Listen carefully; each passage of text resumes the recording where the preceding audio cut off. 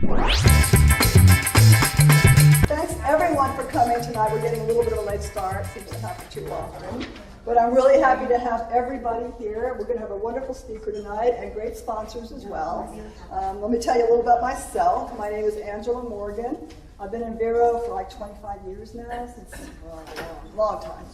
And I moved here from Atlanta, and I love the area. But the reason why I started Women, Wine, and Wellness was to bring a community of women together who enjoy learning about health and wellness. You cannot replace good health. There's nothing you can do to replace good health. All the money in the world does not replace good health, right? So we want to take extra good care of ourselves. And that's why I started this. It's like, okay, this month we have a speaker who teaches about eating plant-based food. Next month it'll be something else, and we have, I'm not sure, did my speaker come tonight for next month? I'm not sure. But we have a speaker for next month lined up as well. Oh, that's you, Shelley, that's right. She's from thermography. That's right. She's got her mouth full. So we have a speaker lined up for next month as well. We do this once a month here at Harvard Chase, and we always have a really nice time. So I hope you ladies will enjoy yourselves. I'm a personal trainer and a post-rehab conditioning specialist. I've been in this business for 20 years. And I also work with the Women, Wine, and Wellness. And I also am a distributor for Zalise Ultracell CBD hemp oil. So if anyone here is interested in that, please let me know. I'd be happy to get with you and discuss that. Hemp oil has wonderful properties, and I could give you testimony on that, as probably a few people here could. Otherwise, let me tell you a little bit about what's going on here tonight. We have some sponsors. We're going to give a couple of minutes of presentation, and then we're going to have a speaker. So, without further ado, let me welcome Carolyn Kleinpeter. Hi, I'm Carolyn Kleinpeter, and I have to refer to my notes because I am not as well-versed as Angela. So, I would say 3 years ago, I moved here to look into natural health remedies and to detox. So in February of this year, a friend of mine sent me a video which was of the little yellow pill, and that little yellow pill is from LifeVantage Corp.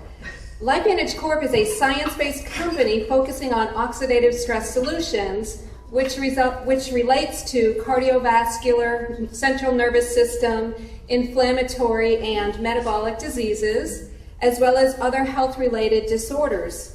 The company was founded as a biotech company in June of 1988, and it is headquartered in Sandy, Utah.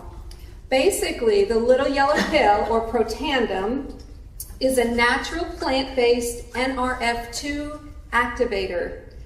NRF2 is a protein messenger contained in every cell of the body that sends information to the cell's DNA. When NRF2 is activated, it enters the nucleus and it turns on several hundred of the 25,000 genes in that cell. And the genes that it turns on is collectively known as survival genes.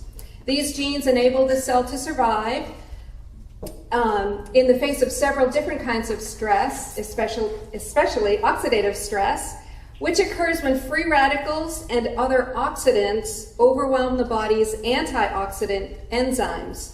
So basically, your body is making its own antioxidants with a natural product. Where does oxidative stress and free radicals come from? Most of you know it's from our environment, the foods we eat, and as we age, that happens naturally.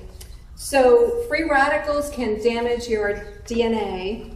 So my mission today is to bring awareness to all of you here and actually in the world that you can become the best version of yourself by biohacking your body with an all plant-based natural product and with nutrigenomics, which is perfect to lead into our main sponsor here. Thank you. I'd also like to welcome Esther Chin. Esther produces amazing handmade pasta. Come up and tell us about it. Hi, I'm Esther and I sell fresh handmade pasta with only the best ingredients. The flour that I use are imported from Italy, and I only use organic eggs and homegrown herbs. grown herbs. Yes, I have egg-based and vegan option too, and I have and the vegetables, and I infuse them with vegetables like I have beet, carrots, and also herbs like cilantro, basil, and oregano. Yes, yes, yeah. So yeah, if you know, and I truly believe that if you like whatever you eat, really it really shows out. You know, like it's you need to eat healthy so that you can, you know, just be the best version of yourself. And I want to be a part of like all your health, and it's hopefully, you know. And if you live to eat, please come talk to me after. Your photos are amazing. And I'm sure the pasta is probably more amazing than the beautiful pictures. Thank you. It's yeah, it's just quality, you know. It's just have to. I believe in having quality, eating quality food instead of just regular like box pasta. You can really taste the difference. You can taste the freshness in it, and yeah, just give it a try. It's How would we try your pasta if we wanted to try it? Where so do just you so right now you can look up my website at on Facebook. It's Garden of Esther. Yes, and So you can it's just contact. facebook.com/Garden of Esther. Yes, facebook.com/Garden of Esther. I will have a website soon. Don't worry, and you can order from there. But I'm also planning on being at the farmers market soon. Yeah, it's but it's in the process. And but for right now, just come talk to me, or you have my business card on the table. Just you can look at, like you said, you can look at the pictures that I have on Facebook too. The pasta's amazing. Dumplings? Not yet. That's good on you. That's what I was talking about. Yeah, not yet. I will get there. Let's start with fresh pasta first. Yeah. Okay. Thank you. Thank you. So again, I'm Angela Morgan. Thanks again. We still have another sponsor, Donna Marie Vernon. Come on up. And then we have Warren in the back. We'll talk to him afterwards. If he'll come up. He doesn't look like a woman. The only one who could possibly get so lucky. You guys. Competition. Oh yeah. But he's spoken He's for. married, so Yeah, he's spoken for. Hi there, y'all. I don't know why I'm doing y'all. I'm not Southern. I was going to say, Donna, wow. I'm Donna Marie Vernon, and I am the owner of the spa downtown, located in Vero Beach. And I am also the founder of the Treasure Coast Plant-Based Foodies Facebook group and now website. And I started that group last year. And the reason was because as a vegan, I was having a heck of a time finding great dining experiences that catered to vegan and plant-based diners that were really nice. I love fine dining. Wasn't happening. So we started to get people interested in the possibility of making it more the norm in going out in restaurants. Kind of wrapped up because I got tired of pushing that boulder uphill. But luckily, not too long ago, this wonderful dynamic young man named Scott Bristow, who is the morning talk show host on WGYL, went vegan about 6 months ago and lost like 22 pounds, and he plugged into the site, and since he lives out of town, he has to go and eat out. And I went, oh my God, Scott, you got to do restaurant reviews. And Scott said, oh, can I do video blog? And I said, oh my God, yes, now I have to get you a website. So it all started, picking up momentum from there. Ms. Jane is also an admin on that site because she has got the ways to be able to help you transition into plant-based, and she's been doing it for so very long. She's even written a book or two on it. So, Jane? Yes. Can you come out and play with me?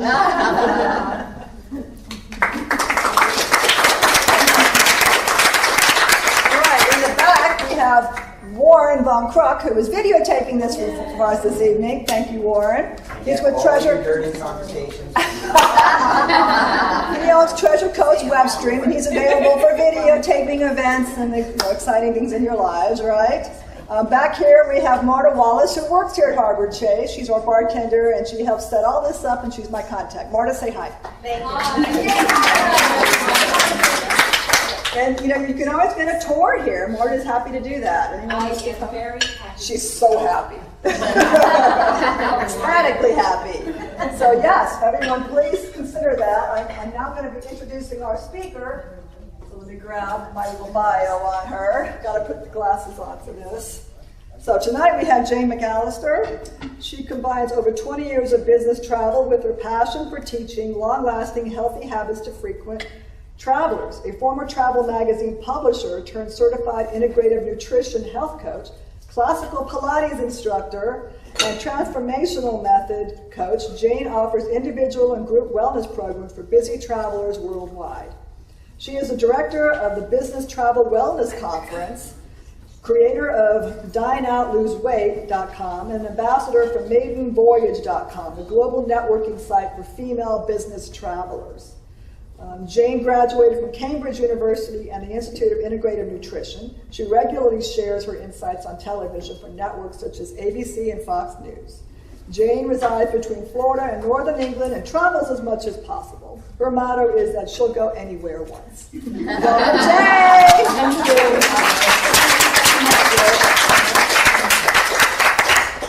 So who's been to one of my presentations before?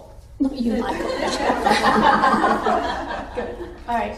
So you don't know that I have this real penchant for pop quizzes. But I'm going to give prizes. So when I ask you a question, please don't shout out the answer, because then we'll have a brawl over who gets the prizes, because I've got some really neat prizes tonight. So pop quiz number 1. What are the 2 most popular vegetables in the United States? Green beans. You first. Potatoes. I would say corn and potatoes. Corn and broccoli. Peas and carrots. Soybeans. Broccoli, spinach. No. Yes, Jack. Potatoes and carrots. No. I know that's broccoli and carrots. No. French fries and ketchup. I said no shouting. Pardon? Potatoes and onions. No. Potatoes and corn. No, you're getting close. Potatoes and... But raise your hand. Stop it, Michael.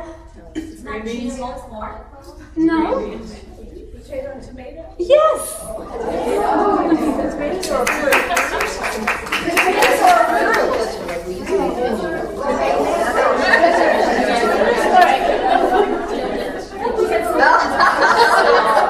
Tomatoes are fruits. I know. But tell that to the people who sit in cubicles and do research all day long. So, all right. Yeah, unfortunately it's true.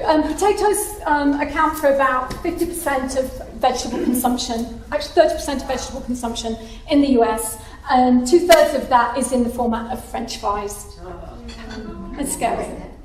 And tomatoes count for 22%, and about 67% of that is in the form of sauces and ketchup and things that have got sugar added to them. So ketchup has 4 grams of sugar per tablespoon, and most people put about 5 tablespoons on whatever they're eating as an average serving. All right.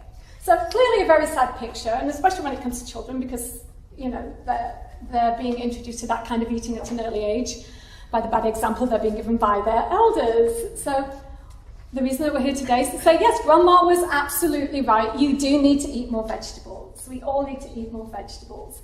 And whether you're here because you want to transition to a more plant-based diet for health, maybe you just want to see more vegetables on your plate, maybe it's because you have environmental concerns, maybe it's because you are worried about animal welfare, whatever it is, we're going to touch on some of the reasons, and there are many, and they're all very personal. They are very personal. Everybody has their own reason for wanting to eat more plants. But let's have some fun with that. I promise there will be more more pop quizzes. So, why adopt a plant-based diet? Well, number one reason for so many people is health. There's a lot, and I could take each one of these reasons and give a talk on it, but obviously we have some time constraints today, so I'm going to move rather quickly through this. But health, there are peer-reviewed articles that prove that eating a plant-based diet is infinitely better for your longevity and for your overall health. Plant foods tend to be more alkaline, animal foods are very acidic. Maybe I'll throw in another pop quiz. So, what does acidity in the body lead to? Yes, Angela, you were fast. Cancer. Before that, who said it? Somebody just said inflammation. They called it out and I raised my hand.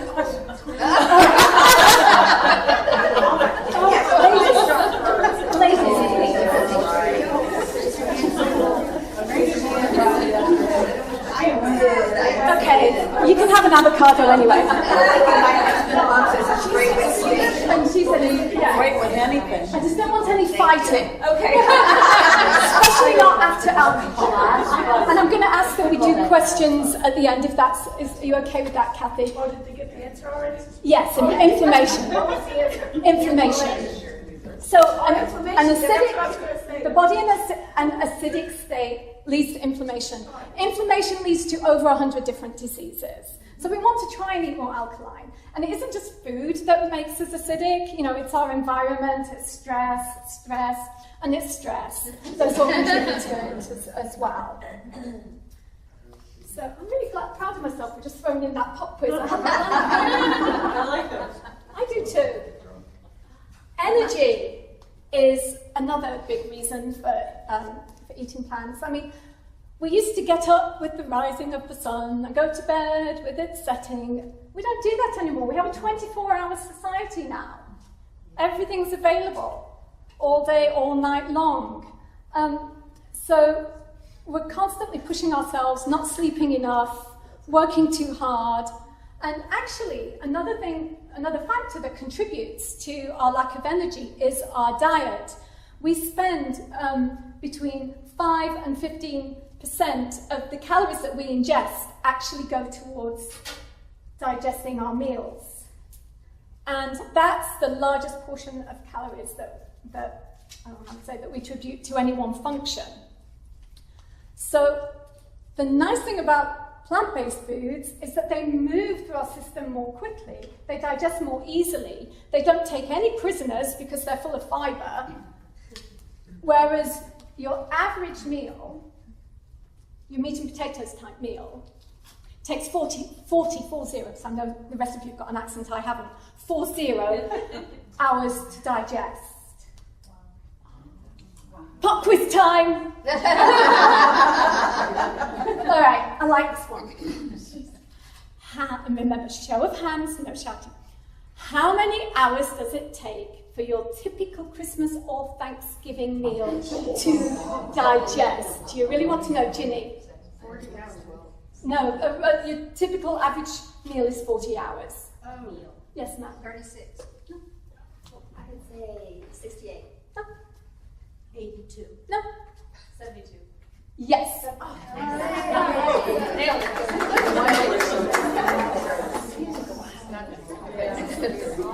right, Sarah? 72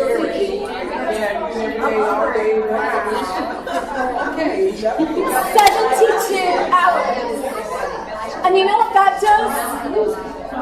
What that does is that food festers in your digestive system at a temperature of 98.6 degrees, leaving loads of lovely toxic residue. Nobody look at your plate. Okay. Nutrition is another reason, of course. Plants come with their own built-in protection in the form of antioxidants and in the form of phytonutrients. When we eat those foods, our bodies take on the protection that the foods give us. And I always like to quote Hippocrates. We know that, let food be that medicine. We just tend not to. All right. nutrition. Weight loss. Weight loss. A lot of people, when they switch to a more plant-based diet, do lose weight. I know that Donna already quoted Scott because he lost 22 pounds in 6 weeks. But he's a guy and he's 10 feet tall.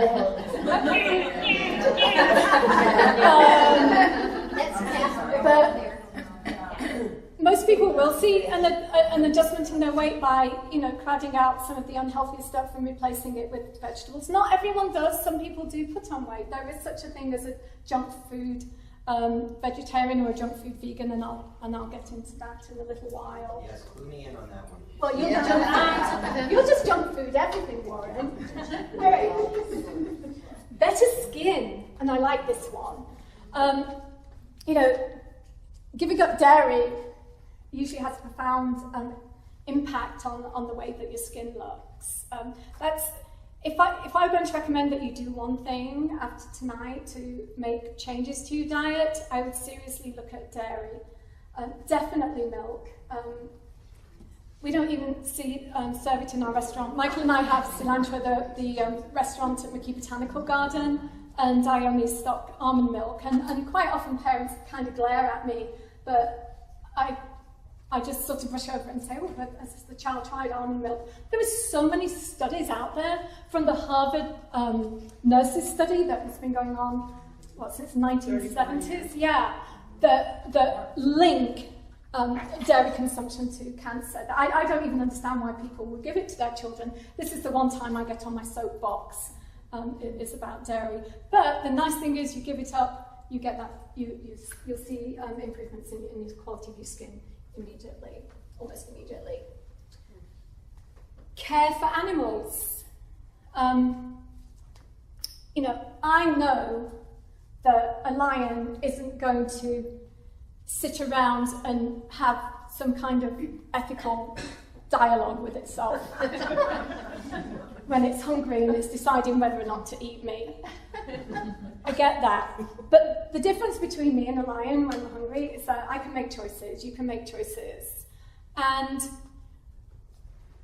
I live with someone who likes to hunt for his food. He makes that choice. Actually, he's been arrested 3 times at Publix for shooting bow and arrow at frozen ducks.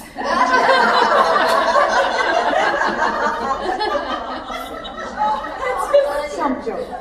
Sorry, can't resist. But the bottom line, I know that I'm making light of it, but the bottom line is, any way you look at it, factory farmed animals are not kept in good conditions. They are kept in deplorable conditions. And there is no getting around that. You can sugarcoat it as much as you want. We could do a whole talk on that. Maybe one day Angela will have someone come in and speak about that. Otherwise, you can watch PETA videos. There's plenty of them on YouTube. All right, moving right along. The environment. This is another important one. So, what's the word I'm looking for? Wait till you get to my age. The environment. Yeah. Fossil fuel. That's it, Jane. Got it. So, beef production uses 10 times more fossil fuel than transportation. That's more than any of the trucks that we see on the road. And yeah, we operate a restaurant. Right now everybody's obsessing about straws, with good reason. So hear me out here. But what you have to do is kind of look at the bigger picture. We can't just focus on one thing. And for the record, our straws are made of corn at Cilantro. But when we still had the plastic ones as we were trying to figure out how to get rid of them, people come in and say, well, it's awful, I can't believe you have straws. And I'm like, well, did you ride your bike here? Did you drive an SUV? Do you live in a big house? If so, has it got solar heating? We've got to look at the whole picture when it comes to saving the earth. And we chip away at what we can. But certainly, cutting back on beef consumption is absolutely huge. I've got this lovely quote. I just recently read a terrifying article in the New Yorker magazine. I don't know if anyone else saw it. about global warming, and it's basically everything that we're not being told.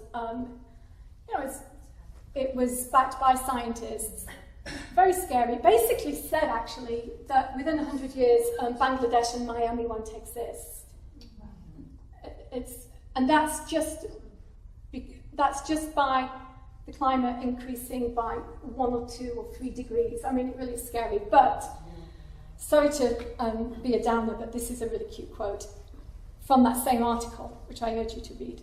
It takes 16 calories of grain to produce just a single calorie of hamburger meat, butchered from a cow that spent its life polluting the climate with methane farts. I thought that was cute. I'm really easily amused. I'm really easily amused. And I'll sit there and laugh at my own jokes for hours, right? All right.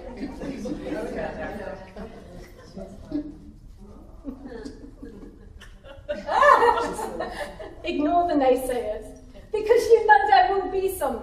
There will be some. If you switch to a more plant-based diet, you will get healthier. You may lose weight. You may find that you have a more positive frame of mind, and people will hate it. And what are they going to say? Well, first of all, you'll be told that you don't get enough protein on a plant-based diet, right?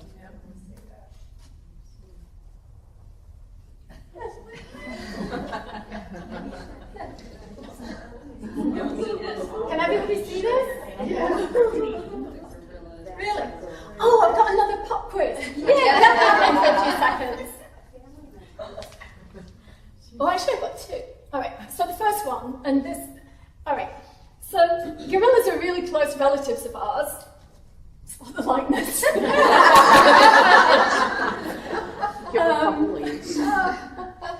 How many pounds of leafy greens does a gorilla eat in a day? Twice as big. No, show of hands, yes ma'am. 25. No. 40. No. 68. No. Ginny? 100. No. No. Getting closer. Yes. 500? No. Yes. What?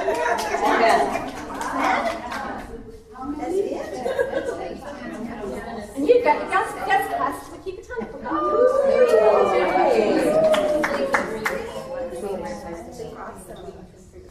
How many pounds of lettuce does the average American consume in a year? Now I know we weigh a bit less than our brethren, but this is a hard one. 50 pounds just on Taco Tuesday. How many? Yes? 5. No. 3. No. A year. 10. There's 52. 52. No. Very close. I'm going to give you that actually. It's it's 22. So we eat 22 pounds. Actually, Lisa, since you're already a member, Mickey, I'm going to give you a copy of my book for your trip. All right? Right. So Lisa won a copy of my book because she's going to need it. She's got a trip coming up. All right. So yeah. Protein, you'll be told that you're not getting enough protein. And we're kind of brainwashed as a nation to believe that we need to eat lots of protein, or specifically lots of animal protein. And yet, and I'm not going to do this one as a pop quiz, I promise, 90% of the world's population derives its protein from plant-based sources. 90%. That's 9 out of 10 people that walk this earth exactly the same way as we do. 90%. Yeah. So, I'm going to give you something to mull over now, right? This is something really serious to mull over.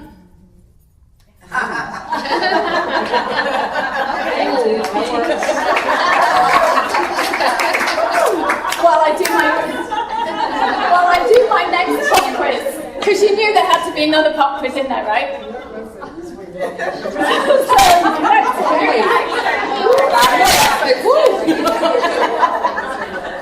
pop quiz.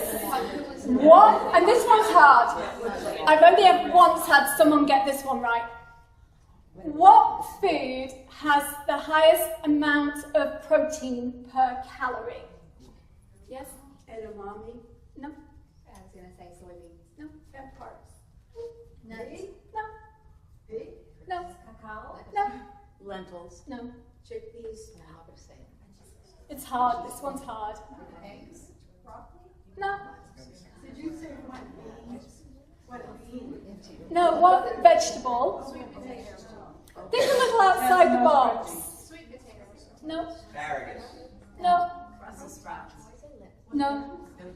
Really think outside the box on this one. Spinach. No? No? Beans. No? Cashew. No? Green. No? Think outside the box. Maybe even think outside. No? Maybe don't even think of. I'm giving you a clue. Maybe don't even think about land. Seaweed.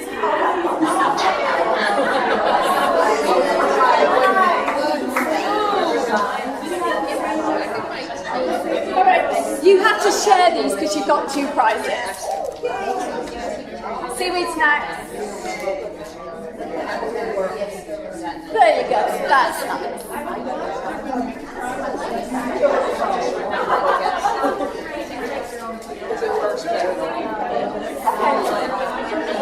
So, ladies and 2 gentlemen. So the next thing that they say, I should just quickly show you this. Protein, 4 ounces of ground beef. It's the same amount of protein as 4 ounces of black beans. Actually, someone doesn't know how to convert from metric to imperial because that's really an ounce, but whatever. But the point is, you get fiber from the black beans and you get far fewer calories. So the other thing that people are going to tell you is that you're not going to get enough nutrients on a plant-based diet. My response to that is that the person that's telling you that you're not going to get enough nutrients or enough protein is probably not eating enough vegetables. Nobody's really getting enough nutrients from their diet nowadays. It's a sad state of affairs but for most of us, some level of supplementation is necessary. B12 is really important if you're not eating enough meat products, and vitamin D. And if Michael doesn't mind me quoting him and me, Michael eats meat. He got a B12 deficiency this year, and he eats meat. And I don't go out in the sun because of my fair English skin, and I actually ended up with a vitamin D deficiency this year. So, everybody needs to take something. Talk to your doctor. That's the one thing I would say about supplementation. Get tested and see what your doctor says. Definitely don't trust the salesperson in the store unless you really know them well, because that happened with us. The doctor told Michael to have 1,000 units of B12, and the guy's like, no, that's not going to do anything. Take 5,000. So we did. We took it. Next thing you know, he gets retested, and his level's too high. Your doctor should know what he or she is doing. It's only vitamin D, so. Yeah, she's 12. No. All right, so the other thing that people are going to tell you, these naysayers, is that vegetables are boring. We had a case this week, didn't we, Warren? You posted on Facebook that you'd done a video review of plant-based food at our restaurant, and one of his friends said, steamed broccoli. I won't repeat what I said, because it was a little bit unladylike, but colourful. But I thought it doesn't even warrant discussion. There's so much you can do with vegetables, and talk to me about that later, and we'll get into it. We are going to get into it when we do the house. Calcium. And I love it when people say you won't get enough calcium. Gorillas, giraffes, elephants, all these animals with big bones are getting enough calcium and they're all vegan. So there are plenty of non-dairy sources, which aren't the best and most easily digested sources of calcium anyway. This is my least favorite slide, I'm sorry, but it just gives you some samples, some ideas of food that are high in calcium. And then the other one, of course, is the vegetables are expensive. Admittedly, vegetable farmers don't get the subsidies that meat and dairy farmers do, but you can go and buy a box of vegetables for way less than it's going to cost you for a box of processed food and animal products. Organic, obviously a little more expensive, but have you heard of the EWG, the Environmental Working Group? Mm-hmm. Yeah, so they published a list, which I have apparently lost now, here it is. You can go on their website, and they have their list of pesticides in produce. So they've got the Dirty Dozen and the Clean 15. Now the vegetables on the Clean 15, some of them have skins, like avocados. You don't have to buy organic. If it's something like a banana or an avocado, it's got a nice thick skin, it's got some kind of protection. So I really recommend pulling this up. What was it called? It's the EW. Oh, I'll pass it around. Why don't you do that? And it changes every year. Yeah. Thank you. It changes every year. Yeah. And it used to be that it was a Clean Dozen, wasn't it? But now it's 15. Yeah. Another one, and this is something that's actually said to me yesterday, is that a vegan diet is too high in carbohydrate. That can happen, actually, if you're not really careful. And I nearly did it myself this week. We were filming at Cilantro with Warren, and Scott Bristow was there, and I've made this veggie burger. It was an Indian samosa burger that I took the filling of a samosa and turned it into a burger. And Scott goes, "Where's the protein?" I'm like, because I realised that it had a potato base, and then I'm thinking, gosh, and then I'm going to put it on a bun. So I forgot my own rule, and I have a rule, and that is that every meal we look for FFP: fat, fibre, and protein. Every single meal. Those are the three components that you want to see there. Good fats, obviously, quality carbohydrates, preferably from whole grains or legumes, and what's the other one? Protein, which again you can get in your beans and from many other sources. So I've talked a bit about the why. Now let's look at the how. Because at the end of the day, I'm all about the food. And like any change that you're going to make, obviously small steps are the way to go. I was recently trying to make some changes in my own life, and got my journal out, and I put down the 3 things I was going to do that week, and then finally realised that 3 is just way too many for me to handle. And so now I only allow myself to do 1 thing each week. And when I've mastered that, then I can move on to the next step. And that way I don't feel like a failure. Only 1/3 of people who switch to a plant-based diet do it all at once. So don't set yourself up for failure. Think gradual change. It doesn't have to be that difficult. I've talked about cutting out dairy. That will depend how addicted you are to cheese, because cheese is addictive. Yes. One thing I'll say that this is just kind of an aside. This is like somebody, foreigner looking in, as it were. Everybody always forgets I'm an immigrant. I am an immigrant. But I was really amazed when I came to this country at how often cheese is served before a meal. Because in Europe we just don't do that. It's unheard of. That you go to someone's house and they put out this whopping huge plate of cheese and crackers, and you're expected to eat that before your meal, but then when the meal came out, you'll be completely full. Whereas in Europe, we'll do it after a meal, and just a small amount, and quite often even eaten with a knife and fork or a piece of cheese. So, that's just something to consider if you're eating a lot of dairy and you want that glowing skin and you want to make a change. maybe consider flip-flopping and having the dairy at the end of your meal, like we do. Meatless Monday, I mean, this is, everybody's heard of Meatless Monday, right? But it's such an easy way to just sort of pick, if you're not into alliteration, there's no reason why you shouldn't do Meatless Wednesday or Meatless Thursday. But just picking one day where you feel that you can actually get meat out of your diet and feel the benefits, at least for a day. Think of it as a day of detox even, one day a week. The other easy to follow program is one that, what's his name? Mark Bittman. He does VB6. That is vegan before 6 p.m. And he switched for health reasons, and he's written a couple of books he's actually got a VB6 cookbook. I've stolen a couple of recipes out of it. And so from when he gets up until 6 p.m. or whenever he has dinner, he eats vegan. So again, another small change that you can make there. Crowding out. Crowding out's a great concept for any plan to eat more healthily. So crowding out is where you eat what you would normally eat, you put what you would normally have on your plate, but then you crowd it out with extra vegetables. And then over time you start to eat more vegetables, and the stuff that you're trying to phase out will become a smaller and smaller portion. Also, well, this is an important one.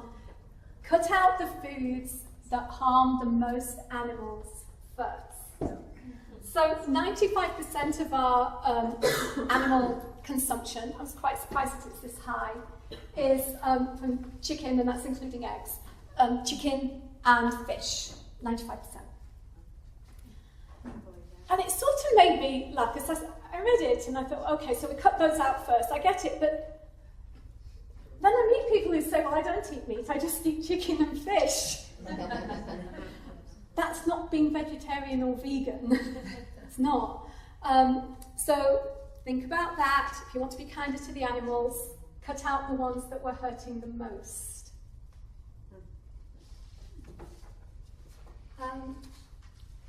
Improve the quality of your animal protein. And this was a change that I started doing years ago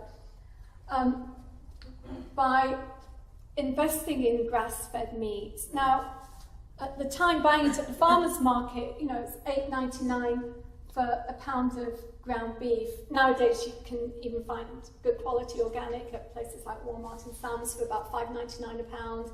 Public, you can tell I do what food costs. I can tell you the price of onions anywhere in this town. And Publix is somewhere between $7 and $9 a pound. And people say, oh my God, why are you paying $8.99 a pound for ground beef? Well, I paid that if I went out for a burger. And I'm getting much better quality meat. So focus on the quality. Maybe don't have as much of it, but try and keep it organic and grass-fed as much as you can as you slowly make the transition. Well, that might be your transition, but we'll get to that.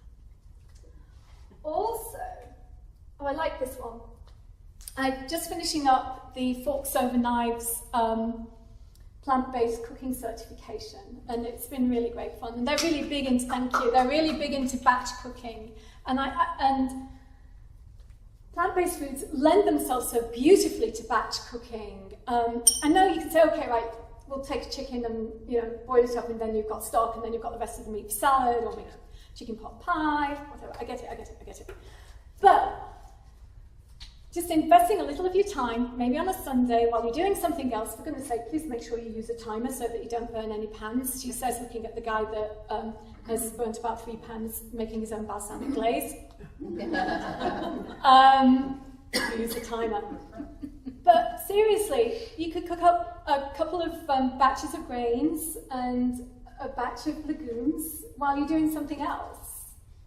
And then you've got basic ingredients that you can use for the rest of the week. Whether it's you want to put them in a salad, you can, if you've done a legume or bean, you can make burgers, soups. I mean, there's so much you can do. And they will keep grains. I learned on my course. I'm feeling so proud that I've actually retained something. Grains keep for 5 days. and that's because of their moisture. But typically, most foods are 7 days refrigerated. So that's batch cooking. Oh, I wrote fake meat. Anyone who knows me knows I'm not really big on the pseudo meats. I did try one once, and it was, just kind of full of soy, whatever. But for some people, these fake vegan meats have a place. If you're really missing the texture, or you're finding it that difficult to transition, then it's worth trying them. They are there as an option. But when I was 18, one of my best friends at school was Indian and vegetarian, and I had the really good fortune of being taught to cook by her mother. And from then on, I've just always felt that you look to cultures that have that include lots of vegetarian foods within them, and that's why I love Indian food so much. We like bold flavour, don't we, at Cilantro? We do. We grow peppers and herbs and all kinds of things. All right, this is really important. Like with any change, and this doesn't just apply to getting more vegetables into your diet, but if you mess up, don't beat yourself up. It's okay. Start again at the next meal. Please don't beat yourself up. Life is too short. You are wonderful. All right? Just a little slip up. Move on. And this is a bit like crowding out. If you've got 1 or 2 foods that you really, really feel that you can't give up, don't stress over it. Focus on everything else instead. And then revisit it. I've still not given up eggs. Can't give up eggs. I mean, I just can't, But I'm not going to not sleep because of that. I'll make every other effort that I can to get more vegetables into my diet as the day goes on. Jane, I would say that I still eat eggs, but I buy the ones that are, they're free-range, pastured eggs. We're not talking about the ones from factory farms. Right, and that's why I said, improve the quality of your animal protein. Definitely. You want eggs from happy hens. Yeah, happy hens. To make sure that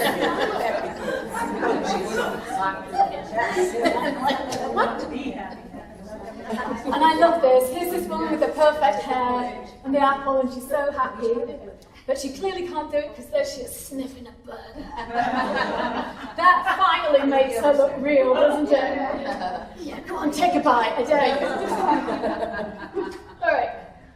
So, the first, any craving that you have, even if it's sugar, whatever it is, the first thing you do when you have a craving is you find a healthier version of it. Rule number 1. So, hello, my name's Jane, I'm a sugar addict. When I got myself off sugar the first time, not realising that it's 4 times more addictive than cocaine, I actually had to spend 4 days in a darkened room because I had pounding headaches, I was walking into walls. It was horrible. And where was I going with this? God, I hate getting old.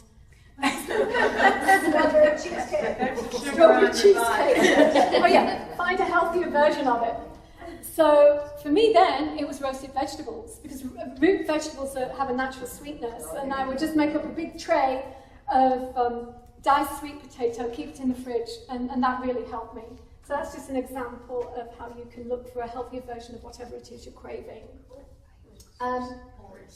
If you're missing meat, and it might not actually be meat itself, the texture, the whatever that you're missing, it could be the idea of the whole finished dish with the salty and the savoury. So again, we try and look for something that's a healthier version of that, and it might be that you get addicted to salted nuts for a little while. Anything that just helps you get over that craving. Mushrooms. Oh yeah, and I was just checking, portobellos are here on my list. And it is portobello. I'm like Alice in Wonderland. Give me a rabbit hole and I will go down it. I think that's how I managed to write a book, but I really am. And so I got really obsessed with why I kept seeing portobello and portobella. So I actually looked up the official mushroom council or whatever because I have nothing better to do all day long, believe me. And it is portobello. They're trying to encourage everyone to use portobello. All right. Aren't portobellos just Regular mushrooms grown up. They're grown-up criminis. So Angela wants me to wrap up, so we're going to do one quick thing. This is my leave behind for you, ladies. It's from it's from my Forks Over Knives course. You can pass those around. I probably just gave you way too many there. I'll put some at this. Okay, thanks. It's the shopping list template that they gave us as part of the course. So I would like you all to have it, because as you look to make these transitions, and I've got enough for everyone. Okay, did a head count.